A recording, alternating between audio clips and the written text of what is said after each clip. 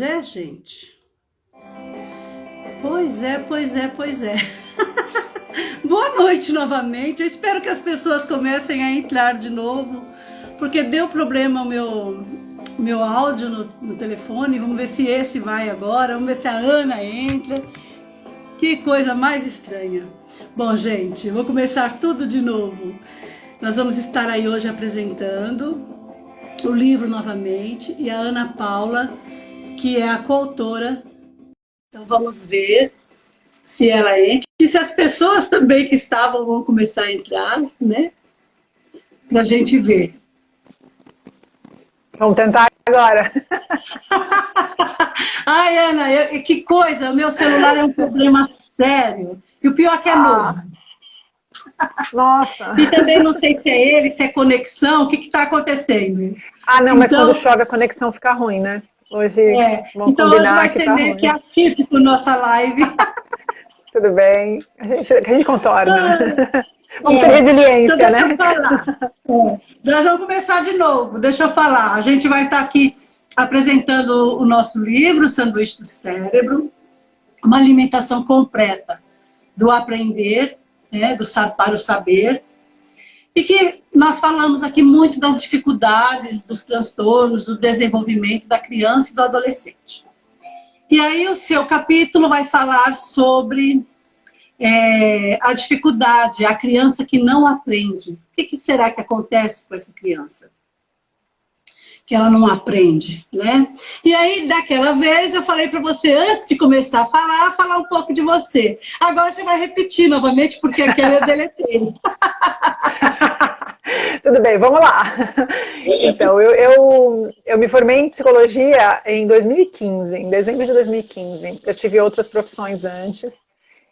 Fui jornalista, trabalhei em assessoria de imprensa, mas eu sempre gostei muito de psicologia, né? E quando eu decidi que eu ia estudar, eu já tinha 37 anos, assim, foi muito, muito interessante, mas aí já era outra pessoa, com outra cabeça, outra maturidade. Eu acho que isso influenciou bastante. Eu me apaixonei por neurociência do comportamento ainda na faculdade, e fui voluntária no laboratório, acabei fazendo iniciação científica, meu TCC nessa área, emendei um mestrado. Eu gosto muito de neuropsicologia. Estou fazendo especialização agora, lá no HC. E quando eu recebi o convite para o livro, nossa, eu fiquei muito feliz, porque eu acho que está faltando muita informação da nossa área para as pessoas, para os próprios profissionais. Tem muito psicólogo que não entende nem muito bem o que faz um neuropsicólogo, né? Então, eu acho assim, eu fico espantada, eu falo, nossa, neuropsicólogo, né? Mas eu já ouvi falar, mas o que exatamente você faz? Porque não são todas as faculdades que têm o curso, ou que dá uma ideia do que realmente é o papel do neuropsicólogo. Então, eu acho que esse livro é excelente, ele é bem abrangente, ele trata de todos os tópicos, trata não só de tópicos dentro de distúrbios e transtornos, mas também de doença mental, que às vezes a gente passa despercebido com criança, né? Então é muito legal, eu acho que para professores, para os pais, para os próprios psicólogos, psicopedagogos, para as pessoas que atuam com criança de uma forma geral, né? Tem uma visão muito abrangente, eu acho que foi fantástico. Quando eu fui lendo os capítulos, eu fui falando, nossa, que legal, que legal. E tá eu fiquei super empolgada. Tá maravilhoso, tá maravilhoso. Não vejo a hora de pegar e ler o que os outros escreveram, os outros parceiros escreveram, porque eu tenho certeza que tá lindo. Sim, com certeza. E vamos lá. O seu capítulo, então, fala dessa criança que não aprende, das dificuldades, né? E a dificuldade de aprendizagem, ela ocorre mais quando a criança não consegue assimilar o conteúdo. Mesmo com diversas explicações dos pais, dos professores, e que se apegam ali, ensina, volta, a criança não consegue aprender. E o que os pais precisam fazer? Os pais precisam estar atentos e serem participativos na educação dessa criança. E junto com o professor, trabalhar a identificação dessa dificuldade deste aluno. E a gente fala, mas tem pais que não estão nem aí, né, Ana? Não se preocupam muito. Aí quando vão ter esse olhar, às vezes a criança já está bem grande, já passou, já foi sendo empurrada nos anos aí, e aí continua e permanece com a dificuldade. Mas e aí, o que você me diz só um pouquinho disso aí? Na verdade, eu acho que não é que os pais... Tem pais que não percebem, mas tem pais que se importam, mas não sabem o que fazer. Eu recebo pais no consultório, e eu também sou voluntária no núcleo de neuropsicologia lá da Unifesp, e trabalho justamente no núcleo de dificuldade de aprendizagem. E o que chega muito para a gente o tempo todo são pais que já procuraram várias opções, procuraram outros profissionais, mas ainda não entenderam o que está acontecendo com a criança.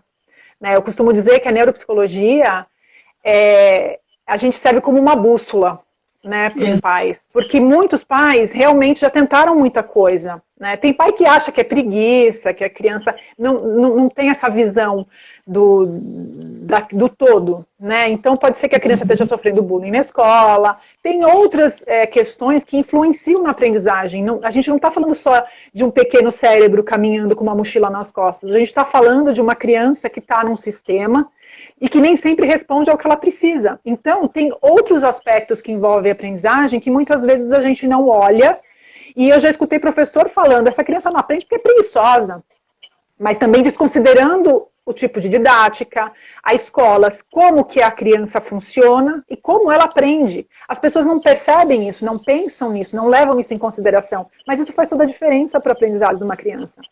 Né? Então, quando eu estava pensando no título, né, e eu pensei no livro, eu vi tanta coisa legal, só que a sensação que eu tinha é que eu tinha que dar um passo para trás, porque tinha muita gente competente escrevendo sobre muita coisa legal, mas eu ficava pensando, como é que eu falo para o pai, qual é o primeiro passo? Como a gente começa a orientar um pai, antes de falar de dificuldade, de transtorno, o que quer que seja?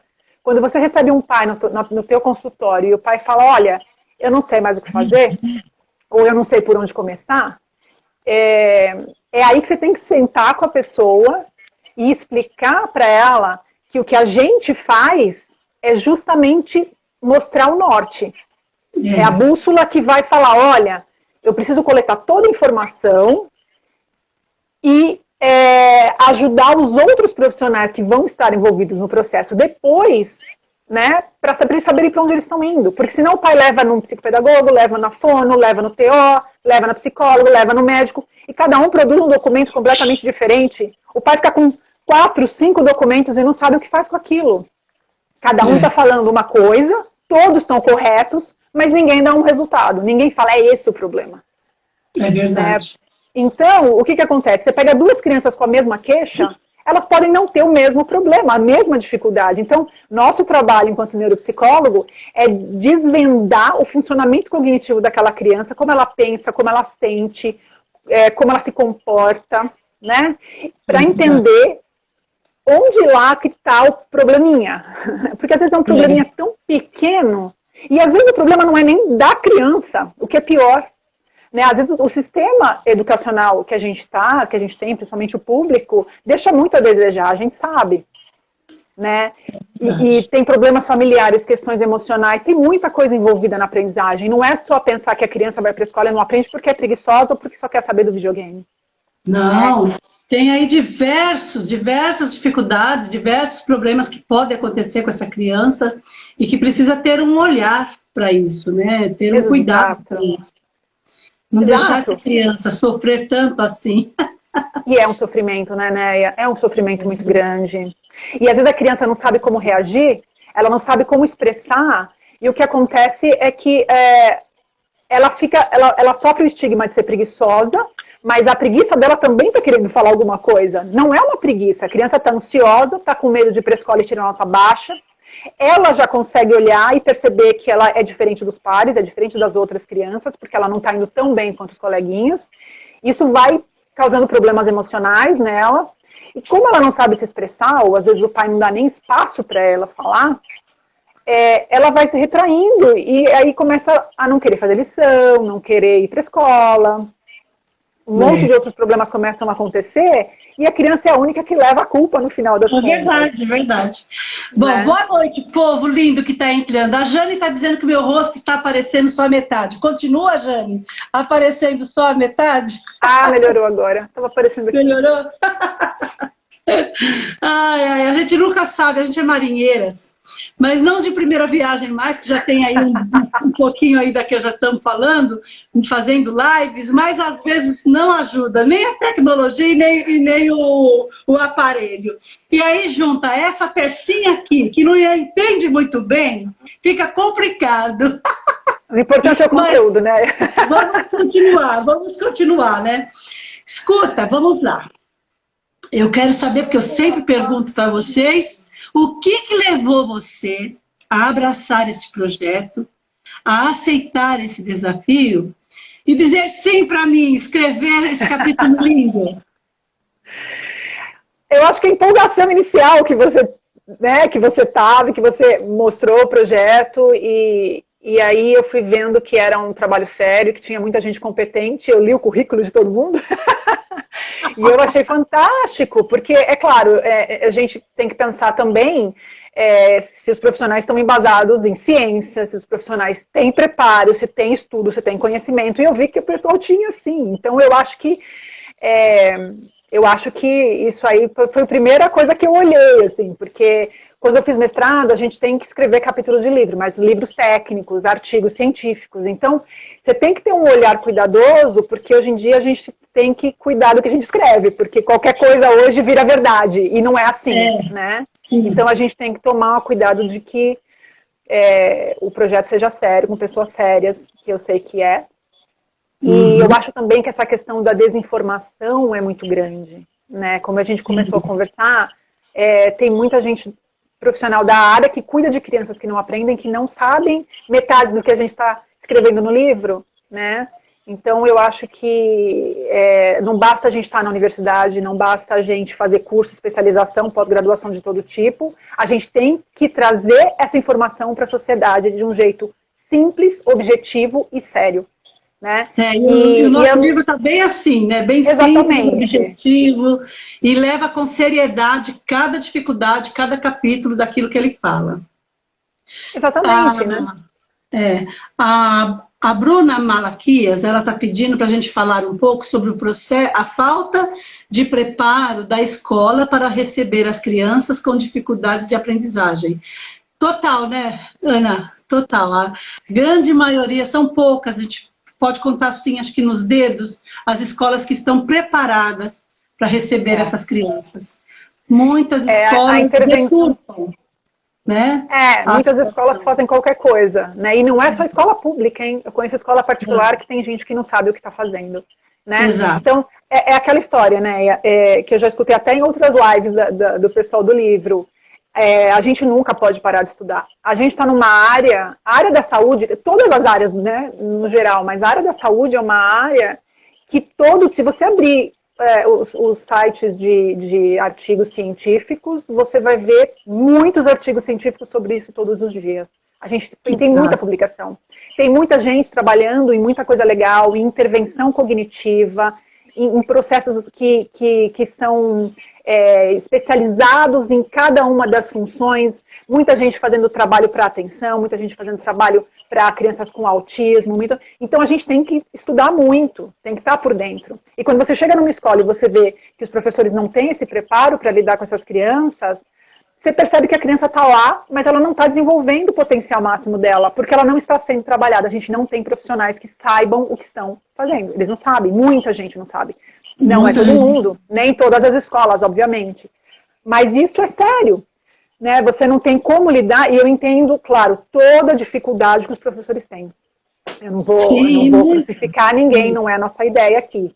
Mas eu trabalho também com formação de professores, meu mestrado também, eu trabalhei dentro de uma escola, fiquei 1 ano e meio lá dentro, trabalhando com as crianças, trabalhando com os professores, para mostrar para eles, os professores não sabiam a diferença de deficiência intelectual para autismo.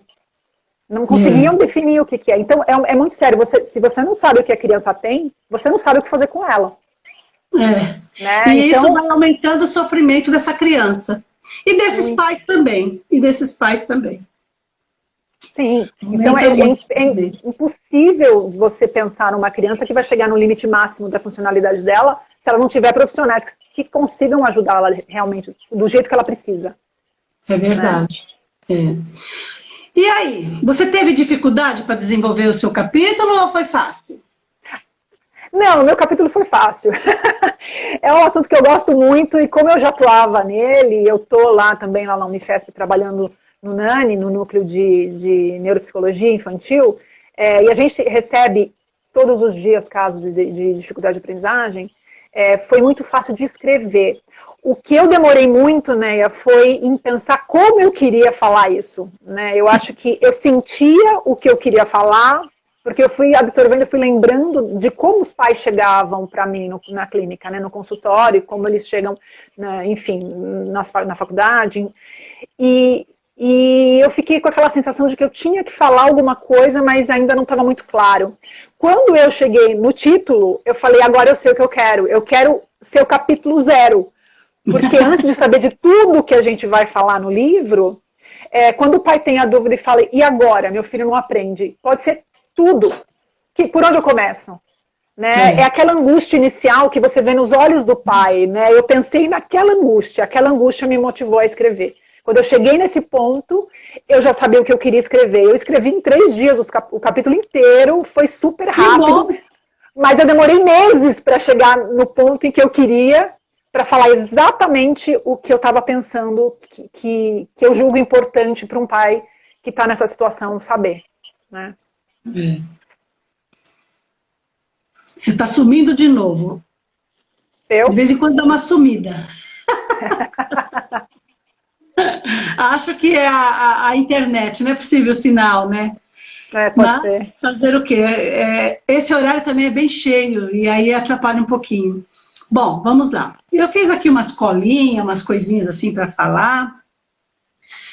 Se seu filho tem dificuldade em aprender as lições, se ele troca de letras, se ele realiza tarefas com lentidão e muito disperso, ou ele é muito hiperativo, é preciso ter um olhar para este filho, porque sabemos que as crianças são a alegria da casa.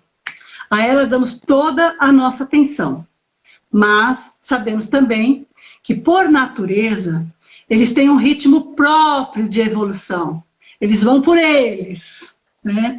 E diferentes temperamentos seguem certos padrões comportamentais de acordo com cada idade. Mas, se nós notamos comportamentos fora do comum, o que devemos fazer? Se nós notamos dificuldades, problemas de aprendizagem, o que devemos fazer? Devemos procurar ajuda. Não dá para ficar esperando a coisa desenrolar ou melhorar por si próprio, porque é difícil e não vai acontecer. Então, busquem ajuda, pais. Busquem ajuda, que isso é muito importante. E as neuropsicólogas aqui, eu, a Ana, estamos aí para ajudá-los, não é isso, Ana? Sim, sim. Para ajudar as crianças, né, na verdade. E os pais também, mas as crianças, porque é muito triste você ver uma criança de 7 anos, 8 anos, com uma autoestima muito baixa, se sentindo burra, e elas verbalizam, né, porque eu sou burra. Eu já escutei isso tantas vezes. Isso é uma coisa que corta meu coração. Eu falo, querida, você não é burro. Vamos lá ver o que está acontecendo com você. Vamos descobrir juntos o que está acontecendo com você. Eu tenho certeza que você vai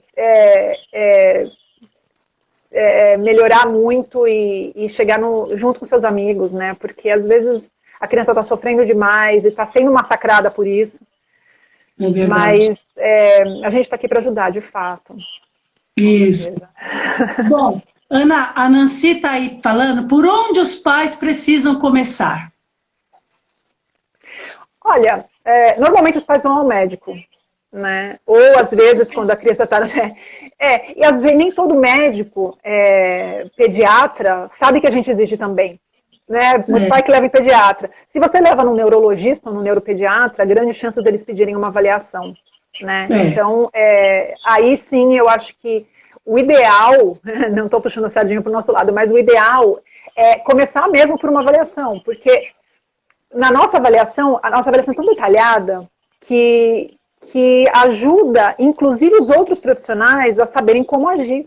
Então, se uma fono pega nosso relatório, né, o relatório neuropsi, ele vai entender o que ele precisa investigar com a criança. Se a criança tem troca fonológica, se a criança tem dificuldade com linguagem, isso vai aparecer nos nossos instrumentos, no nosso relatório. E aí, se uma psicopedagoga pegar, ela vai saber onde é que está a dificuldade, porque tem as testes de aprendizagem. Ela fala, poxa, mas ele está com dificuldade nessa parte de matemática, porque às vezes não é matemática no todo. Né? Como é que ele está pensando isso? Memória, atenção, raciocínio lógico. Então, a gente vai desmembrar o funcionamento cerebral da criança em pequenos componentes. A gente vai testar esses pequenos componentes. Né? E aí, a gente tem uma foto daquele momento de como a criança pensa, de como a criança entende, de como a criança se comporta. E aí ajuda todos os outros profissionais a tomarem uma decisão de que tipo de tratamento vai fazer, inclusive o médico. Né? Porque é bom avisar uma reabilitação, né? Porque às vezes se faz necessário uma reabilitação cognitiva com essa criança, para que ela possa dar continuidade, para ela possa compreender o que está sendo passado para ela. E não consegue, por qualquer situação que a gente encontra nas nossas aplicações dos nossos instrumentos que avalia tudo isso, e aí a criança, de repente, fica bem melhor, consegue levar, consegue aprender, e modifica o legal. Né? Porque é tão legal quando você vê a criança evoluir. Exatamente, né? Você falou tudo. A criança não ela está. Ela está e não está no potencial máximo dela muitas vezes. Né? Então, quando você começa a trabalhar com essa criança do ponto de vista cognitivo, emocional, você começa a perceber que ela começa a melhorar em até o comportamento dela em casa, com os pais, na escola muda. Né? No meu mestrado, por exemplo, tinha uma criança na sala que eu estava trabalhando, que ele tinha 9 anos, e ele não era alfabetizado, ele mal conseguia escrever o nome dele. Ele era, assim, um terror. O menino tomava risperidona. Porque... Para agressão, para agressividade. Mas a criança fica como? Numa situação de que ela se vê na sala de aula, diferente dos colegas, que não consegue compreender o que o professor está falando, não consegue ler, não consegue entender. Fica como? Fica desesperado. Qual é a forma que ele tem para mostrar que ele existe, que ele aparece, que ele está ali, que ele é um ser? Fazendo artes, não obedecendo. Essa criança... E precisa ter esse olhar para essa criança, precisa. A gente precisa estar sempre aqui. Eu acho ótimo essas lives que eu consigo com a colega que eu convido para estar comigo, que a gente consegue passar para os pais, passar a necessidade que tem de uma avaliação, de um cuidado, de um olhar para essa criança. Porque, gente, o não aprender não é porque ele não quer. Toda criança quer aprender, toda. Não é porque ele não quer, não é porque ele é folgado, não é porque ele, sabe, não pensa, não estuda, não é nada disso. Ele está com dificuldade, precisa ser avaliado essa dificuldade dessa criança. E quando se encontra, e quando, sabe, que a criança começa a ter esse olhar, como muda a vidinha dela? Como muda? Muito, é impressionante. Né? Muito. O caso desse menino específico foi um caso que marcou, assim, é um caso de congresso, sabe? Criança que você vai levar ao congresso, porque ele sabe o que ele fazia? Quando tinha prova, que ele estava muito mal, ele rasgava a prova dos colegas, assim, desesperado, porque ele não conseguia entender o que estava escrito na dele. E claro, esse menino, se você precisasse encontrar ele em algum lugar, ia ser na sala da diretoria, porque ele estava sempre lá, ele batia, ele brigava, ele apanhava. E aí quando você começa a entender a história da criança, avaliar, e a gente foi trabalhando com ele, a gente descobriu que o menino tinha 5 graus de miopia. Né? Ele não enxergava a lousa. Ele não aprendia porque ele não enxergava.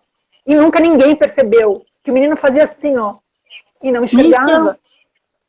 Esse menino passou a usar óculos e começou a fazer a reabilitação, começou a passar, tanto fazer treino cognitivo mesmo, quanto passar com uma outra professora para fazer, para aprender mesmo, para ser alfabetizado. Você precisa ver que graça esse menino agora. Todo importante de óculos, e que alegria, ele consegue enxergar, né? Ele consegue escrever o nome dele, ele tá feliz, ele assim, tá uma seda. O comportamento dele mudou 100%. Um óculos e uma ajuda mudou a vida dessa criança. Né? E olha só, quantos anos esse menino ficou sofrendo sem conseguir ser alfabetizado. né? Então, é muito complicado, né? A gente precisa... Sim. É uma mega Precisamos violência. estar sempre alertando, Ana. Eu sei que essa é uma das suas primeiras lives. É a primeira!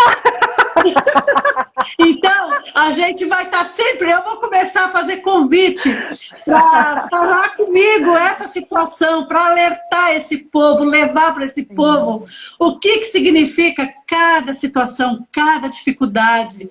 Aquilo que nas nossas aplicações, nos nossos atendimentos, que nós percebemos nas crianças que nós atendemos. Quanto sofrimento, quanta dor, e nós conseguimos tirar isso quando descobre o que de fato essa criança tem, porque existem vários transtornos. Pode ser uma dislexia, pode ser uma descalculia, pode ser um TEA, pode ser uma DI, pode ser um TDAH, pode ser tanta coisa envolvida, que precisa ter um olhar específico. E os pais precisam realmente, quando ver que essa criança sofre, tem essa dificuldade, busquem ajuda. Sim. Neuropediatra, com certeza, sempre pede nossa avaliação. Então, mas agora, às vezes os pais levam no pediatra, né? E aí o pediatra não vê isso, não tem esse olhar. E também neurologista também, né? Ele consegue ver e pede também avaliação. Eu recebo muitas crianças com esses encaminhamentos, e isso é muito importante. Agora, quando não tem condições de levar ao médico, para poder ver o que tem, para poder ter essa avaliação, já procura direto. Já procura um psicólogo, procura um neuropsicólogo, porque o psicólogo, graças a Deus, também tem esse olhar, ele vê que quando tem essa dificuldade já manda para nós, né? Então, isso é muito importante, porque a gente vai ajudar muitas crianças que estão com essa dificuldade de aprender. E o número é grande, né, Ana? Infelizmente. Muito grande, muito grande. Por fatores externos também, né? Às vezes a gente acha que tudo também é da criança, mas não é, como a gente começou a conversa. Às vezes é a falta de didática do professor, às vezes é problema emocional da criança. A gente sabe que, infelizmente, a gente vive num país em que muita criança vai para a escola para comer, né? Então, se a criança não comeu, ela não vai aprender. É uma coisa básica, é um problema social que interfere na aprendizagem. Então, você vê, é uma pirâmide. Muitos problemas para chegar na criança lá em cima. E, geralmente, ela é a primeira a ser culpada, né? Às vezes, de uma situação que não é ela a responsável principal, né? E é bem triste, né? Bem triste as situações que a gente vivencia, que a gente vê diante de nós com cada criança. Quando eu recebo uma criança, eu costumo ir visitar a escola, costumo ir ver na escola o que está acontecendo, porque eu acho que amplia o olhar, amplia a situação para a gente ver de fato, chegar de fato ao problema, à dificuldade dessa criança. Eu acho que isso é muito importante também, porque até os professores, eles não estão assim muito preparados também para essas situações e nem às vezes nem tem o olhar, né? É mais uma criança, infelizmente, essa é a realidade, né? É verdade, é uma pena. E aí você deixa passar, né? Porque essa janela de desenvolvimento da criança vai ficando mais difícil quando ela vai ficando mais velha, né? Porque aí os problemas vão somando, né? Aí ela vai ficando com um atraso na escola muito maior, e aí a situação vai ficando mais difícil para ela a cada ano que passa, né? É verdade. Infelizmente. E aí, amiga, qual foi o principal ingrediente que você buscou? Que eu busquei, eu acho... Olha, Neia, eu acho que empatia. Eu acho que a ideia do capítulo nasceu daqueles segundos iniciais que você bate o olho no olho da criança e você entende que ela está te pedindo ajuda, sabe? Se você se coloca no lugar dos pais, se você se coloca no lugar das crianças, né? Quem nunca teve uma dificuldade na escola de uma matéria que não gostava e que a professora entrava na aula e falava, pelo amor de Deus. Eu tinha, então eu sei bem como é isso. Então, esse meu lado de criança assustada, eu olho para uma criança e eu vejo na hora que realmente é uma dor muito grande. Eu acho que quem passou por isso na infância sabe e vai conseguir lembrar. Então eu acho que empatia... Você tem que ter empatia hoje no mundo, não tem mais empatia com ninguém, tem empatia, né? Ninguém tem empatia com ninguém, tem tolerância. Mas saber se colocar no lugar do outro e perceber a dor do outro é fundamental, né? É o que faz a gente humano, né? E para os psicólogos esse olhar é o primeiro olhar, né? É o primeiro. Olhar com amor, olhar com carinho, com atenção.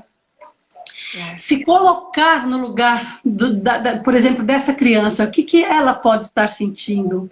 Qual é o tamanho desse sofrimento? A gente, quando faz isso, a gente realmente consegue não só ajudar, como vislumbrar esse problema e tentar fazer de tudo com que saia esse problema, com que a criança se abra para esse mundo. E quando ela aprende, quando ela consegue sair disso, é outra situação, é completamente diferente, não é verdade? Desculpa. É uma emoção, né? Muita, muita emoção. Bom, vamos lá. Muitos pais, eles não conseguem identificar o que pode estar acontecendo com o filho. Em geral, é como você mesmo veio falando, eles nem têm ideia do que é, do que comportamento é esse, o que deixa de ser normal, o que passa a ser sinal de alerta, não tem essa noção. Então, eles trabalham fora, eles ficam longe dos filhos durante o dia todo. Eles enfrentam um estado de preocupação muito grande. Por quê? Porque eles não... A criança está ou na creche, em tempo integral, ou com babás, ou com os pais, ou com outras pessoas que estão a cuidar e não sabe. Aí, esse pai e essa mãe fica aí um final de semana com essa criança aprendendo, apresentando essas dificuldades. O que esse pai precisa fazer? Bom, é isso, né? A convivência, é olhar para a criança. Não basta estar do lado assistindo televisão. Você tem que olhar como o teu filho está. Você tem que olhar, prestar atenção em tudo. Não só se ele está aprendendo, não só. Tem pai que só olha o boletim e quando olha, né? Mas é o olhar qualitativo, né? A qualidade do olhar que é importante, né? De repente teu filho muda de comportamento. Tem capítulo no livro falando disso. Que eu já assisti as lives. Mas é verdade, você tem que perceber as mudanças, qualquer mudança no teu filho. Quer dizer alguma coisa. Né? Mudanças que não são normais. O que o pai precisa fazer? O pai precisa olhar para a criança. O pai precisa olhar para a criança. Tem pai que está do lado da criança, ou os dois estão assistindo televisão, ou eles estão no celular. O pai está no celular. Se você não perceber as nuances, as diferenças de comportamento do teu filho, você não vai conseguir ver nada. Né? Não adianta olhar o boletim no final do ano, você tem que olhar para o ser humano que está do teu lado, que você pôs no mundo, né? É verdade, é verdade. Aqui nem a psicóloga Fernanda Rossi está falando, não basta amar, tem que olhar mesmo, de fato. Né? Às vezes a gente sabe disso, né? Às vezes os pais, por trabalharem fora, chegam em casa e enchem de amor e acham que tem que... Só isso, né, para essa criança, e dá tudo, faz tudo, só que não é por aí. Não é isso. Tem que existir um outro olhar para essa criança. Ver de fato o que está acontecendo, o que está afligindo essa criança. E aí, muitas vezes, é rápido, né? É fácil achar o que é o problema. E pedir ajuda, né? Mas eu acho que essa pandemia teve esse lado positivo, né? Porque agora os pais tiveram que viver muito próximo dos filhos e foram obrigados a olhar o que estava acontecendo, porque o pai tinha que monitorar se a criança estava assistindo aula no computador ou se ele estava distraído. Então, eu acho que ano que vem a gente vai ter bastante visita no consultório. Eu creio que sim também, porque a pandemia veio para mostrar muita coisa e principalmente isso, os pais terem que serem professores. Tem que conviver e ver qual é o funcionamento do filho. Com a dificuldade da criança. Então vai saber onde é que meu filho está errando. Vai querer até encontrar onde está esse problema, essa dificuldade, para poder resolver. E essa criança seguir bem, né? Seguir tranquilo com a aprendizagem dela. Se eles comprarem um livro, eles vão saber, né? Sim, com certeza, porque nós falamos de tudo. Nosso livro está recheadíssimo de coisas assim magníficas, maravilhosas. Informação útil, né? Muito útil. Isso. E muitas dicas para como fazer, como reagir, como atuar. Está muito, muito, muito amplo isso, né? E de uma forma bem subjetiva, bem simples, bem tranquila, para que todos possam entender. Bom, o que você fala aí para esse povo, desse livro, desse seu capítulo, desse seu sentimento? O que você diz aí para esse povo?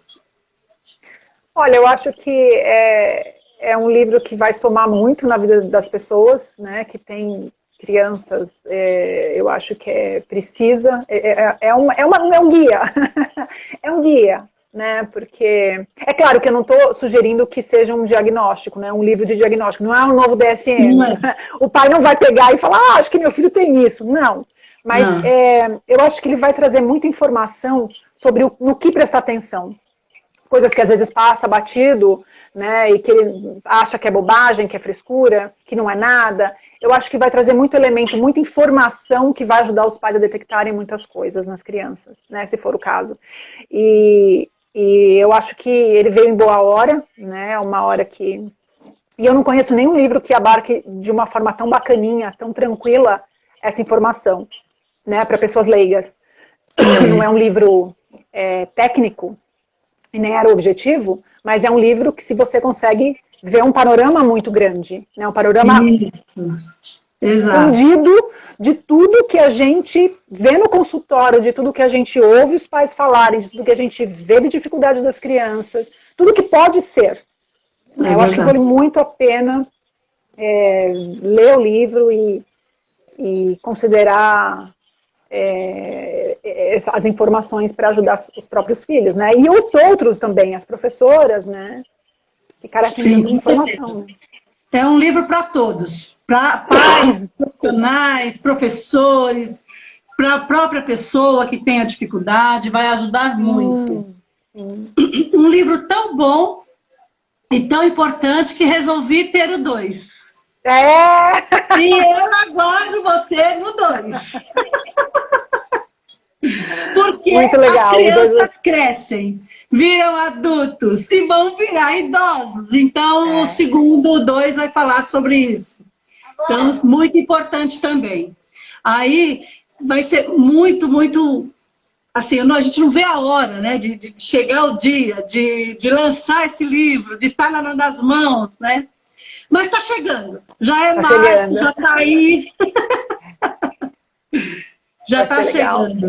Ai, olha, que pessoas lindas estão entrando na nossa live e nós já estamos até terminando, né, Ana? Já estamos... que pena! Os finalmente. Não vejo a hora de encontrar todo mundo, de fazer uma festa, para divulgar o livro. É verdade. Essas pessoas fantásticas. E ler todos os capítulos, porque eu sei que eles são fantásticos. É verdade. A gente não vê a hora de chegar esse momento, né? A gente fica ansioso. Até indicar para os pais na clínica, né? Porque às vezes o pai não sabe, ou sabe como lidar com o filho e tudo mais. Nossa, tem tanta coisa que dá para... Tanta informação, né? Na clínica, olha, pai, esse livro, né? Dá uma lida, entenda o que está acontecendo com seu filho, né? É legal. É verdade. É super legal.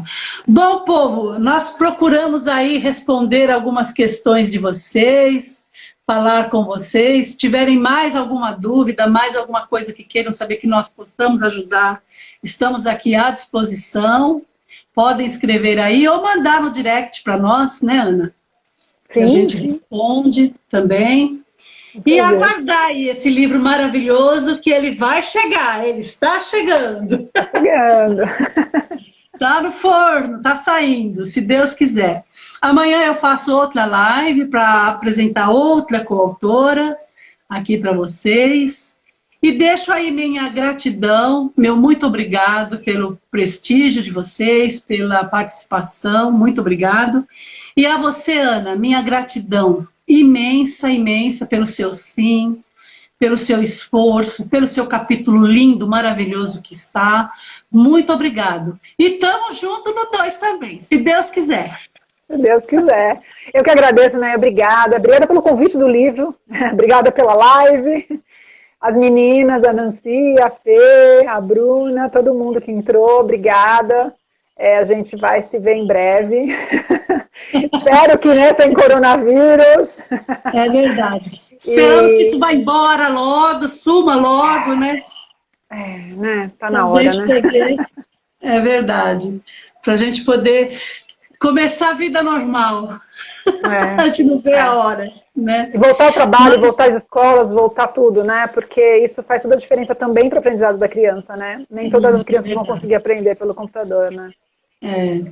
Bom, gente, ó, muita gratidão. Deus abençoe cada um de vocês. Um beijo para todo mundo, obrigada. E Ana, a gente se vê. Obrigada, a gente se vê. E vamos fazer mais live a respeito. Vamos, adoro. Então tá bom. Um beijo. Um beijo, gente. Obrigada. Ficam com Deus, Obrigada. gente. Tchau. Tchau.